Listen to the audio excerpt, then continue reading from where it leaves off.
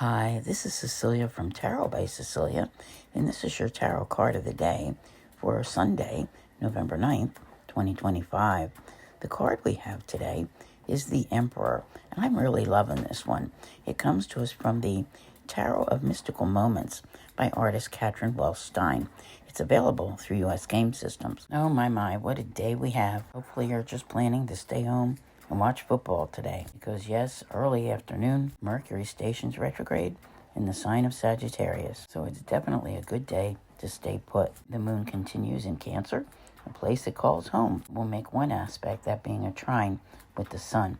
So we're looking at what could be a pretty pleasant day, unless Mercury retrograde finds a way to mess it up for you. But I'm noticing something here because I was looking at the cards coming up over the next couple of days, and there's a little bit of a theme going on here with them, which really feels like, encouraging you. That's putting it nicely, to follow the rules. Now, the Emperor, he can represent a father figure, and when he does so, it's usually a stern, unyielding one who tells you, no, you can't have the keys to the car, and that type of thing. But I'm here today to say, if there is someone who is saying to you in an advice kind of way, like maybe you shouldn't do that, then you should probably listen. Because chances are, if you go out the door and you take those keys when you weren't supposed to, this is just an example, Mercury retrograde will come back to bite you in the ass. The Emperor is about much more than that. He's very solid. He is a leader, and he provides an extremely stable foundation. I do believe that many of you out there are working at building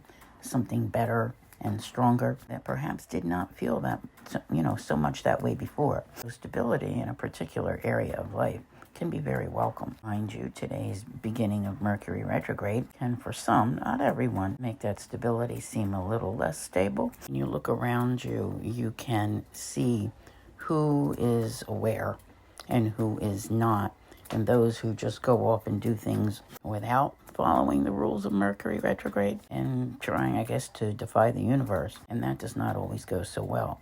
But we've all been talking about this for a while now.